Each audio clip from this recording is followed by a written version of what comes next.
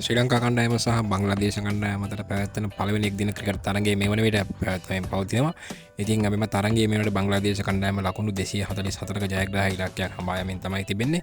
ඉතින් බංග්ලාදේශයේ ඉනිමේ වැඩිම ලකුණු ලාභියා වුණු රන්ෂීඩ් හසන් ලකුණු 62කට දැවී ගියා. ඉතින් ඔහු ඉතා හොඳින් පන්දුවට පහර දීගෙන බංග්ලාදේශ ඉනිම ගොඩනැගුවා. ඉතින් කෙසේත් ජනිත් ලියනගේ ඉතා විශිෂ්ට උඩපන්දු රැකීම හමුවේ තමයි ඔහු දැවී ගියේ. ඉතින් මේක මෑත කාලේ ජාත්‍යන්තර පිටියේ දැකපු විශිෂ්ටතම උඩපන්දු කිහිපයකින් එකක් විදිහට තමයි හඳුන්වන්න පුළුවන් වෙන්නේ. ජාත්‍යන්තර ක්‍රිකට් විස්තර විචාරකයන් පවා මම තේරපත් කරා මෙම උඩපන්දුව පිළිබඳ. ඉතින් ජනිත් ලියනගේ පියාඹල ගිහිල්ලා නිකන් කුරුල්ලෙක් වගේ පියාඹල ගිහිල්ලා උඩපන්දුව රැකගත්තා කියලා තමයි බොහෝ දෙනා ඒ වෙලාවේදී ජාත්‍යන්තර විස්තර විචාරක කොටි වලින් නම් කිව්වේ. ඉතින් ඒ තරම්ම විශිෂ්ට උඩපන්දුවක්. ඉතින් තරගයේ අපේ පැත්තට හරවගත්තෙත් එම විශිෂ්ට උඩපන්දුව.